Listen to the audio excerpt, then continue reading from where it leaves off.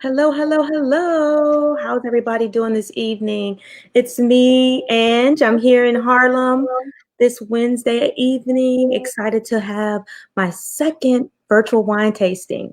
I'm actually going to be joined with Tiffany Bradshaw. Hey, Tiffany. Hey Nice now. to see you. You're in LA, right? I'm in Los Angeles, sunny Los Angeles. How's the weather? Have you had a chance to go out? Not today. I went out yesterday for the first time in like a week and a half, and about 68, 69 degrees. So it's Wow. like not super warm, but to me, it's like perfect. Wonderful. So what are you over there? Are you drinking anything tonight? You know what? I'm gonna have actually some LVE rosé.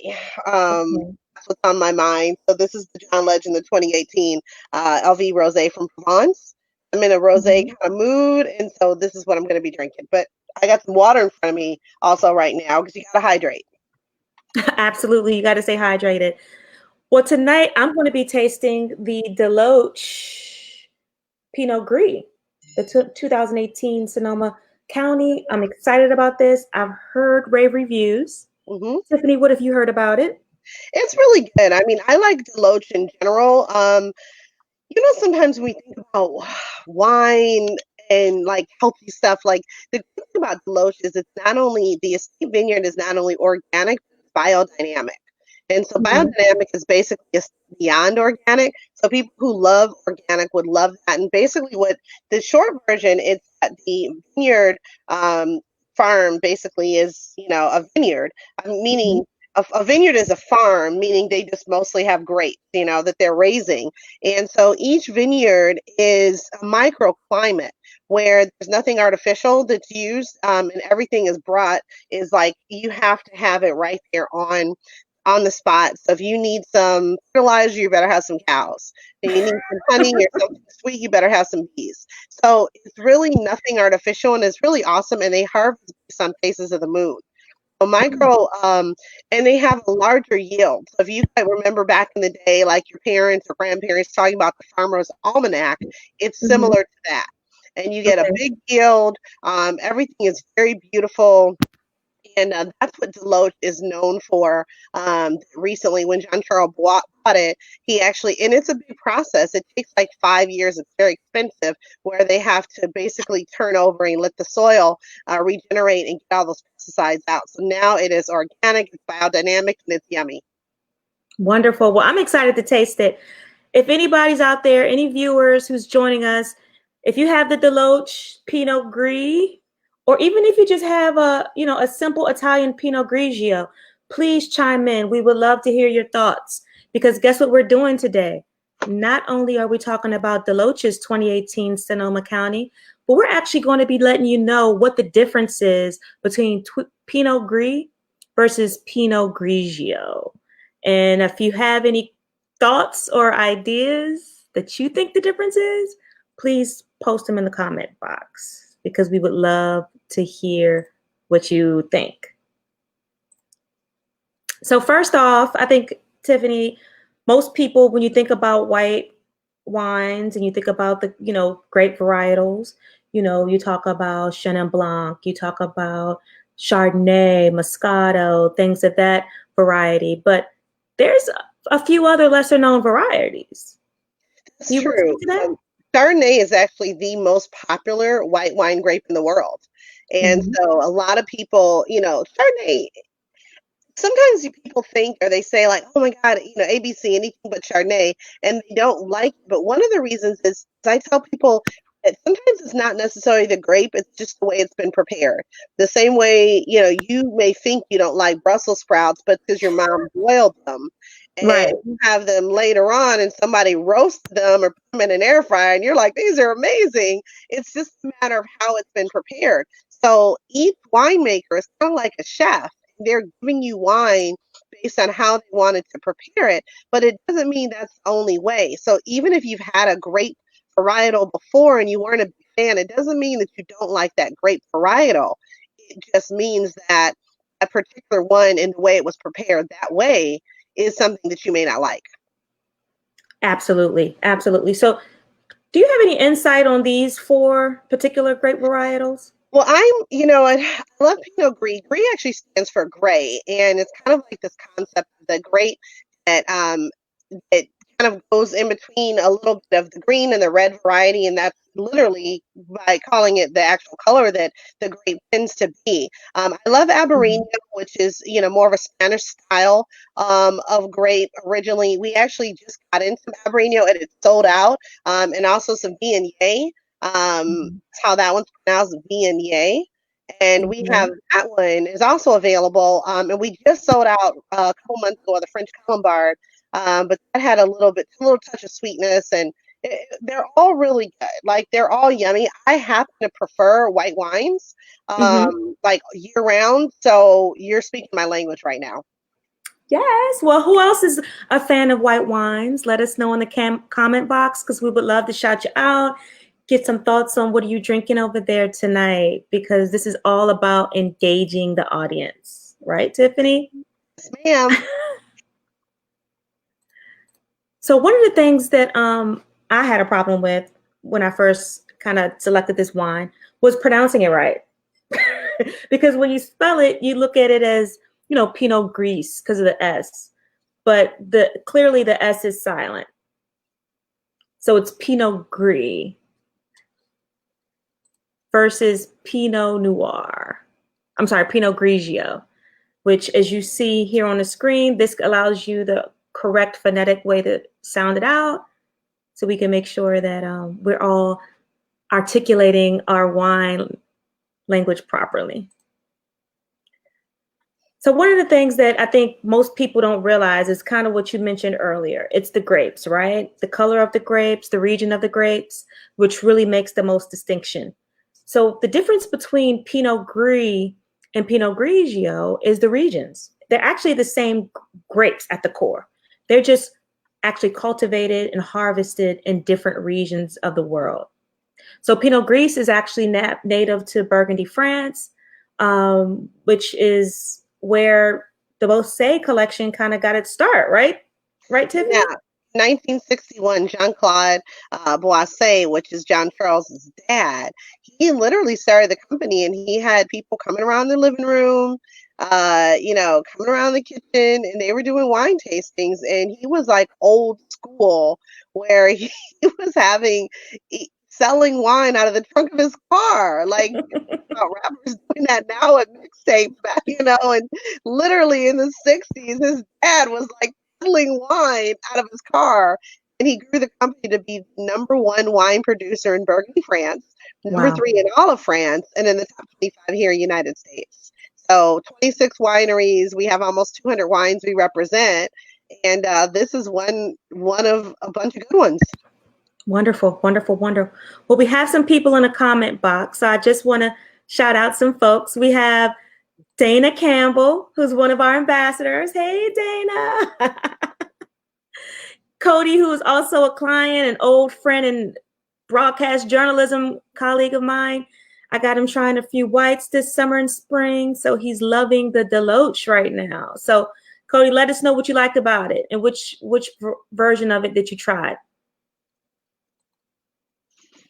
So, Tiffany, I know we were talking about, the regional dynamics and the differences of Pinot Gris versus Pinot Grigio. Can you tell us a little bit about the basics? So, as you mentioned, it's native to Burgundy, France. And so that's one of the reasons why we kind of have it and love it being a company that, we're based in Burgundy, but we ship our wines a lot of Napa. So we kind of bring everything over here and it makes it easier to get to the 43 states that we ship from. It's really aromatic. You're going to get a lot of like apple, you're going to get some pear in the taste. And it's just a really yummy wine. The range of the climates ranges from cool to warm. But the thing about this particular grape is it's a pretty hardy grape, and it makes a good wine. It makes a very refreshing. It's going to be crisp and clean, and it's a great wine to enjoy sitting on the porch, sitting on your balcony, relaxing when you can get out, relaxing at the beach, or hiding it because of course here in California you're not supposed to have alcohol outside, but a lot of us adults, we kind of sneak it in bottles. Exactly. Exactly. So one of the things that was interesting to me about the Pinot Gris is, the apple and pear flavor. I feel like for me, I love that kind of fruit, kind of crisp fruit flavor with that minerality. And then when you look at the difference between the Pinot Grigio, it's actually more tropical and a lot less uncommonly high in alcohol. Yeah, so you're going to see that Pinot Gris. So this particular one talks about like the French style of Pinot Gris that you're going to have. It's going to have a rich mouthfeel, and just to explain what that is literally how thick or rich something is in your mouth. So to kind of compare, if you think about how if you have some water. Water isn't rich in your mouth, but compared to, say, a fresh squeezed orange juice is very rich in your mouth, or milk is very rich. So that's what we mean when we talk about like mouthfeel and I can't richness. hear Tiffany. Can you guys hear Tiffany? Let me know if you can hear her in the comments because she dropped out for me. Tiffany, can you hear me? Yes, I can hear you just fine. Am I still dropping out? For some reason, I can't hear you. Let's see here. I'm going to try to grab you out of there. Come back in. All right. How about now? There you go. Perfect. Okay. So I was mentioning what a rich mouthfeel, what that means, because sometimes people are like, oh my God, you wine people, you guys talk about these terms that we don't really discuss and use in real life. And it's true. But I was giving an example. When someone says something has a rich mouthfeel, it's really going to be more of a focus on how it tastes and the amount of like heaviness, the richness in your mouth. So I was giving you a comparison of water versus milk, or water versus this fresh squeezed juice. The juice is going to be heavier and thicker and richer in your mouth compared to a simple glass of water. And then Okay. the good thing about this is, like she mentioned, is uncommonly high in alcohol for a white wine, and it's got some really nice, intense, golden, tropical fruit flavors. They're very enjoyable. Wonderful. So now I want to kind of advance the conversation to the difference in the Pinot Grigio, which is the Italian style. Well, this one, so that's what I just kind of went over. Sorry, because I know my audio cut out. I just went over the Italian style. Um, Okay. I'm sorry. I guess I went over the French style now. So the Italian style, sorry, is It's okay. going to be a little lighter in mouthfeel, the Italian style, and you're going to get more of like an orchard type of fruit. They're going to be a bit more mild. So instead of the tropical fruit that we talked about with the French style, it's going to be a milder type of fruit, more of the, like we talked earlier, maybe more of a pear, more of an apple, and it's going to be a little lower in alcohol. But it's not, when we talk about like high in alcohol versus low, we're only talking about a couple of percentages. Like, it's not like 5% versus 15%. It's literally like maybe one's 11% and another one's 13 or 14%. So it's not really enough for you to notice and feel like you're missing out on alcohol. Trust me, you're not. Well, I'm going to be honest with you. I'm the person that goes into the store and looks for the alcohol percentage. I don't know. Am I the only one that does that? Because I'm looking at this alcohol percentage and it's 14.5%. So this is kind of like in a percentage range I like.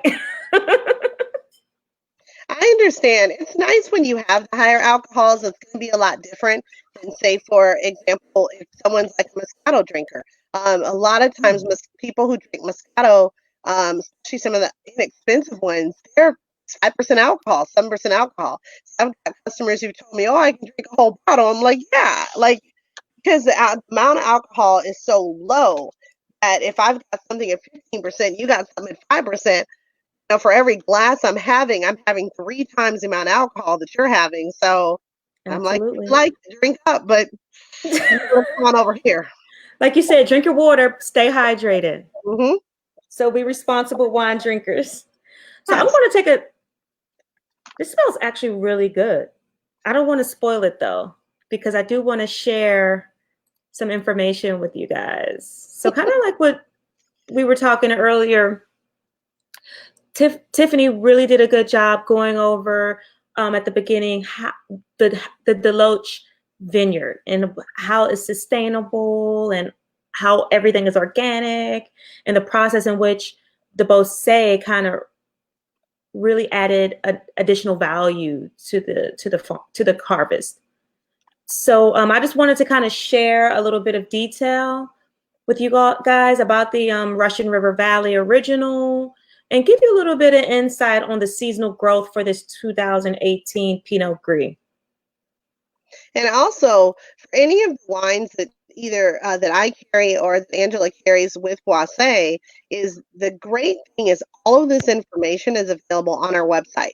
So if you are just looking at wines, you can do a search for white wines, you can do a search under Pinot Grigio and varietals, you name it. You can just do a search for wines and search for price. But the great thing about every wine on our website is that you can click on the wine to get more details. You can get details like this about like what the winemaker's notes are, where it was grown, how much alcohol, so tech notes if you want that, what it pairs with. And this is all available to you 24 hours a day on Angela's website, on my website. So even if you're not sure and you're thinking about, I may want to try that, then you can find out what's on the nose, what does this particular wine smell like, what is on the palate, what should you be tasting, and really get some good information about the wines. And the great thing about our wines is we stand behind them. So if you don't like a wine for any reason, you can keep the wine, drink it, and our customer care will send you another bottle of something similar, different. Absolutely. Absolutely. And this particular wine, I don't know if anyone else is out there has the Pinot Gris, but if you do, please comment so we can talk about it. I would love to get your perspective. And for me, Pinot Gris. Pinot Gris. See, I keep messing Visually, up. you're seeing that S, and you're like, you want to say it, but the same way, yeah. Pinot Gris, Pinot Grigio. Pinot Gris, Pinot Gris. So I'm when I look at the color, I see a pale gold. I don't know. I'm not that colorful in my descriptions, but it's really beautiful. It's almost like a little bit of a straw color. And I smell definitely the pear, kind of like. Oh yeah. Let me share Cody's. So Cody, he actually had some, and he can actually taste the apple and pear flavor. So I want to encourage you guys while you have the wine. So Angela's taking a look at it now, but also I encourage you to swirl it like she's doing. Then give it a sniff. And I like when you sniff, if you even close your eyes and try to concentrate on what it is you're actually smelling. And it could be a flower, it could be a spice, it could be obviously a fruit, it could be something else. So think about what it is that you may be smelling in your glass. And then when you guys start to take a sip, I want to encourage you, when you sip, to actually give it a small little switch in your mouth and savor it in your mouth for at least 6 seconds before you swallow it. A lot of times we just, we have wine or anything, we just sip, drink it, and swallow it down. But I want you to go a little further, and I want you to give it a nice little swish. Find those different taste buds in your mouth that you don't normally find when you're just drinking it down so fast, because it's easy to do because it's yummy. But I want you to swish it for about 6 seconds in your mouth and then swallow. And that's really going to be the point of how you savor wine. The same way, we've all heard that if you're enjoying food, don't just eat it quickly, take your time, pay attention, look at it, feel the texture in your mouth, the mouthfeel of the food, really enjoy that food. That's the same thing with wine.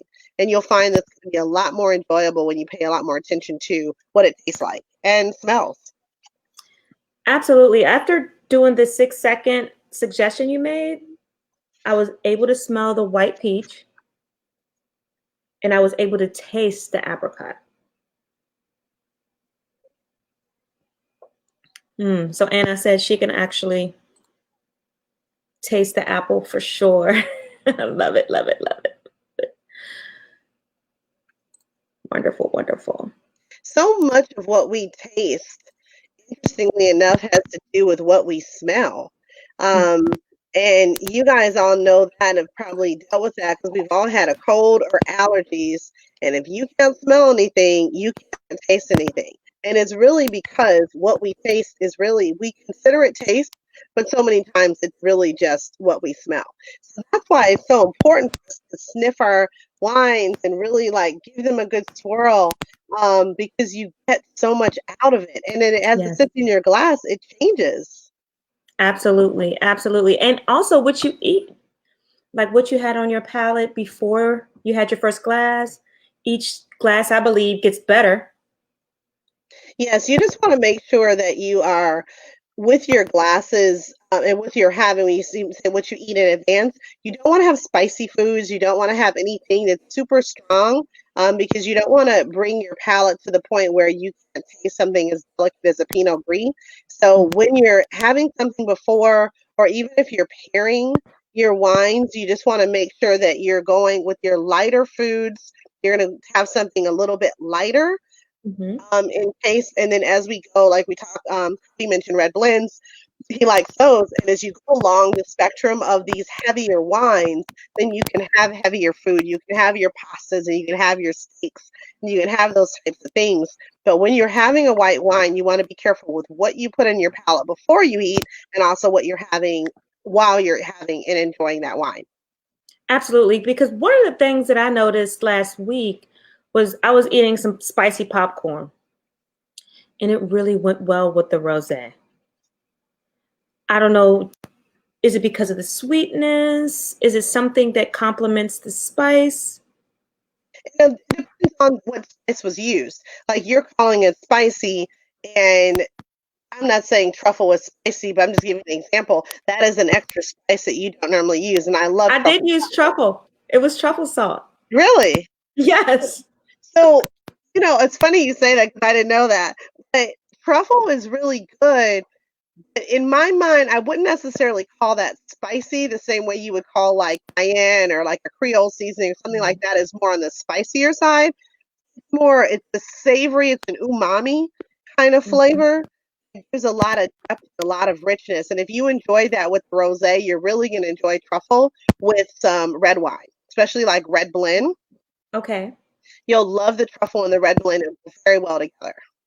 Well, I literally just got off the phone with Anna before this.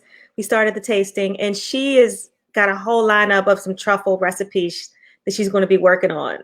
So, Anna, I'll make sure to send you some red blends to complement those dishes you prepare. Yeah, especially because we've got those the passionate, I think, wines are I'm sorry, powerful. Powerful wines are on sale at 30% off this week. And then I'm going to tease you guys and tell you we have a Memorial Day sale coming up as well. So we definitely going to be able to get you guys some good wines at some great prices. Oh, yes. I'm looking forward to that. So, Tiffany, can you also just talk about what it is we do? I mean, because I'm excited. I joined your team last month. It's been officially over a month since I've been a winepreneur. And I've been excited because I've been able to build a community. I'm still learning more about wine, you know. Just Yes. let's talk about that. So basically, we market wine. I don't ever feel like we sell wine. I mean, technically, I think we kind of do. But basically, I just tell people about wine, and especially when Mhm. it's non-COVID time. I invite people to wine tastings. I have wine tastings and come and lead them at your home. But we taste wine, and I Mhm. ask if you like it because I don't need to talk you into wine. You either like it or you don't. But the great thing that I love about Boisset is that so many people like all of our wines. There's not just like, oh, I kind of like that, I didn't like that. No, no, no. They like all of our wines, because they're really, really well done and really good wines. So we basically market wines. Sometimes I'll have people who are like, I'm not a salesperson. I'm like, you don't have to sell wine. People who like wine are going to tell you they like wine, and they're going to be like, what do you have that's like what I like? Because I need some of that wine. So Right. you don't have to sell it, the great thing is we have this promotion going on right now where it's $1 to join the company. And so, I mean, it's $1 and it covers your own e-commerce website for 3 months. The website, you have it up in 5 minutes. You put your name, you put your picture, and your website looks just like my website and Angela's website. So literally, it's 33 cents a month. So after 3 months, it's a great amount of time to figure out, hey, do I like this? If you like it, keep going. It's going to be 14 bucks a month after that, or 120 a year. But other than that, I mean, it's just wonderful. It's fun. You can work from home. You know, everybody's Yeah. working from home right now. Use your social media, reach out to your friends. It's a good excuse to either find out if they want wine or maybe they want to join you in the wine business. But it's fun. We represent luxury wine. When things open up in the Northern California, we'll be able to invite you guys up, or you can invite people to come up see you in Napa, in San Francisco. So we have wineries and tasting rooms in Napa and San Francisco. So for example, we're in the Ritz-Carlton in San Francisco. So I love being able to invite people to the Ritz-Carlton Oh, and nice. to our private standalone tasting room right in the lobby of the Ritz-Carlton, our JCB Lounge. Or if you want to come to Ghirardelli Square and it's right on the water, overlooking, the San Francisco Bridge, it's like amazing. So that's our Ghirardelli Square. That's our Wattle Creek winery. And the winemaker for that is a young female, Katie Carter. She's in her 30s. So I love that. Wow. Mhm. That's inspiring. It is. We have a lot of female winemakers, like Raymond, Tiffany Putnam. We stole her away from another major brand, and she handles Raymond and a bunch of things. But it's awesome who we have working with us. John Charles loves women, so he surrounds himself with women like all the time, like probably too much. I'm kidding when I say that. As long as his wife likes it, I love it, But basically, we represent the 26 wineries, almost 200 wines. We're the #1 wine producer in Burgundy, France, #3 in Olive, France, top 25 here in the United States. But I just love that we have these beautiful luxury wines that we can get to people. We ship to 40 different states.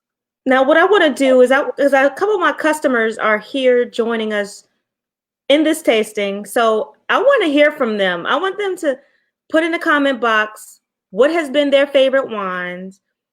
What is the difference that they've noticed in the Bose collection versus what they were getting at their local liquor store or their local wine store?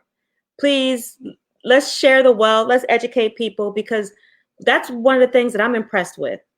Every time I open a new bottle, I'm like taken away. I don't think it's been not one bottle that I did not like. And it's also opening up my palate, because even with this Pinot Gris, I usually like, a Sauvignon Blanc. I usually like something a lot more crisp and lighter. This is definitely closer to a Chardonnay for me, but I really like it. And it has like a caramelly kind of finish to it.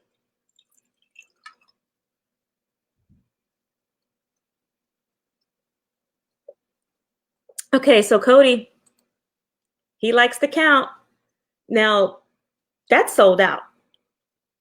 I'm a little disappointed because I've had 2 customers speak highly of the Count.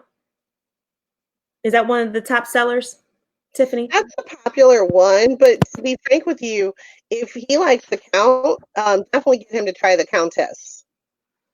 So Countess and the Count they're made very similarly. The Countess, in my opinion, has this like that much more sweetness, but not enough. It definitely wouldn't be considered a sweet wine, but it just seems a little bit more sweeter. So the Count was named and made for one of the very first sheriffs here in California who created, Buena Vista, and the Countess is for his wife Eleonora, who she went to Europe and got grapevines and brought them back and did everything as well, but she had 6 kids. So in order to honor her having 6 kids and running a vineyard, a farm, this, that, and the other, we have the Countess. So never fear, try the Countess. Okay, so Cody, that's a good backup. But just trust that when the Count is back in, I will let you know. He might even like the Countess more. Who knows? We'll see. Yes. He said he'll write that down for the next order. There you go, Anna. So my very first tasting, our tasting that we did together was 2 weeks ago. And we actually had a chance to taste the LVE Rosé, which we were blessed with an opportunity to go over to wine.com and actually hear from John Legend himself and Jean Charles. That was an amazing experience. Who joined us? Did anyone else? Let us know if you were able to watch John Legend live 2 weeks ago. You know, I was there. Yes, me too. He even sung a ballad for us, didn't he? Yes, he did. I love it. So sweet. So I know we don't have too much more time. I'm actually going to make this one a short one, but just know that if you are interested in becoming a wine entrepreneur, please reach out to me. This is a good opportunity for right now, as we're home, as we're looking for multiple streams of income. Why not bring people together through wine? I think it's been a fun way for me to stay connected to my friends and family all over the country, but then also make new friends, build new communities, and just have a chance to really, learn more about the industry. Yes, the good thing is we train you, so you don't have to feel like oh my God, I don't know enough. No, we're good. As a matter of fact, we have an academy that if you take it, it takes about an hour and a half, 2 hours to do on your own time online. And once you go through the academy, you take the test and we give you $50 in wine credit. So we actually darn near pay you to train.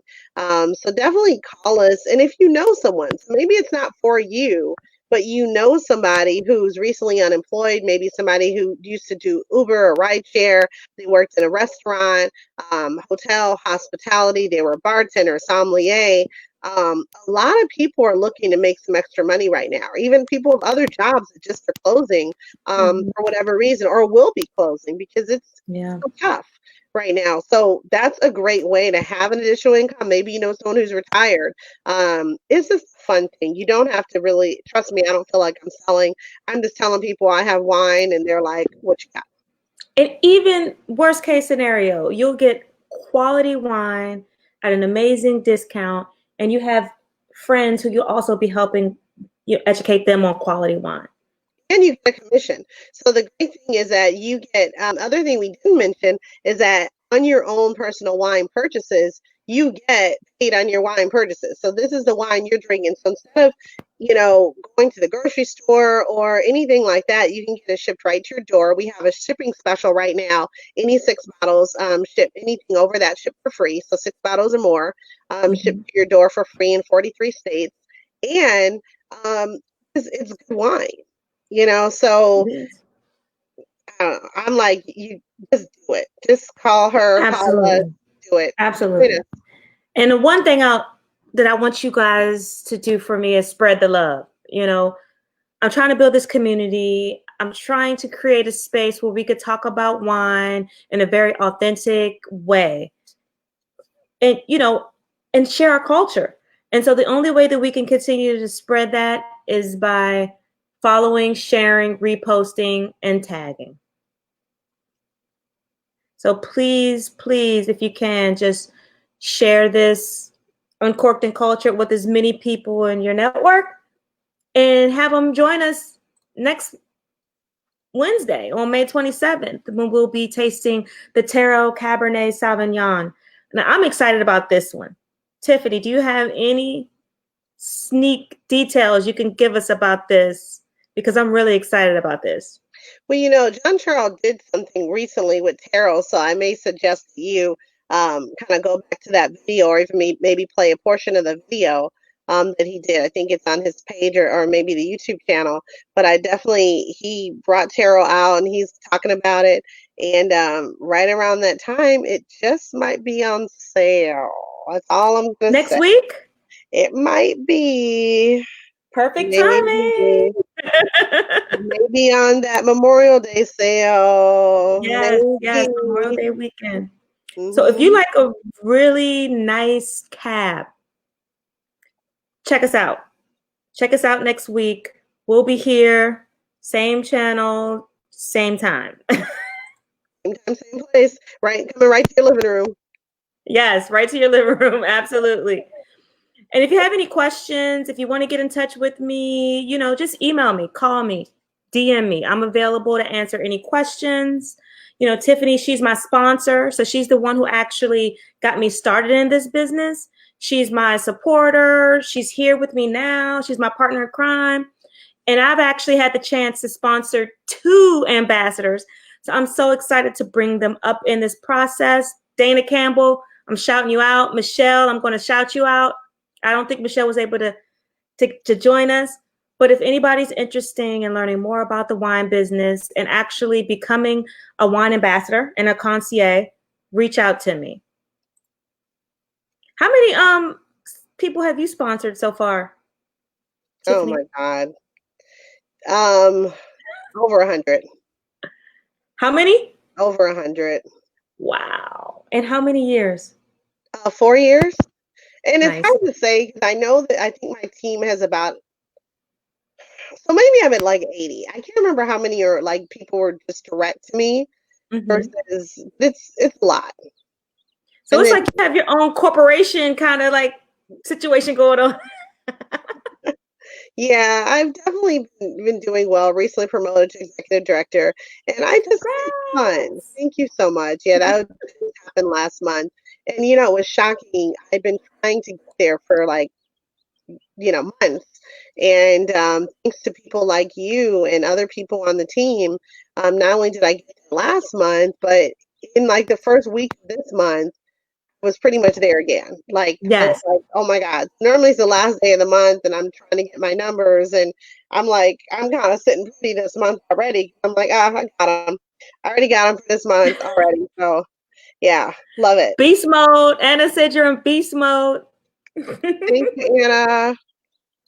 Thank you, Dana. It's great working with you too. So Dana and I went to high school together.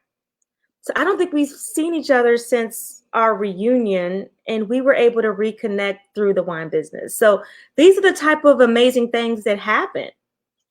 You meet new people, you reconnect with people, you actually create fellowship over something that you enjoy every night of the week for some of us. But that's so funny you say that. I literally talked to a girlfriend who I went to high school with the other day, and I haven't talked to her in years, Heather Wesley, and she just joined my team. She lives in Atlanta, and she works at a restaurant at Nordstrom. She's one of the managers at a cafe with Nordstrom, and so she's in the hospitality business, and she loves wine, and so she's Wonderful. like, for a dollar, what do I have to lose? Sign me up. I'm like, come on. Yep. So now I'll be working with someone from high school, which is just like you, which is Nice. awesome. Wow, that's serendipitous. Well, I think we're going to end it here. Thank you so much, Tiffany, for taking time out of your evening, all the way from California. I appreciate you, girl. It's kind of afternoon still here. Early evening? Sorta, yeah. It's happy hour. Yeah. Oh, yeah. It's always happy. All right, let's just finish it off with a nice little toast. Cheers, girl. You keeping yours chilled. Well, thank you so much for joining. Thank you so much, Cody, Anna, Trish, Dana, everybody that was able to join us. We really appreciate you. Tune in next week.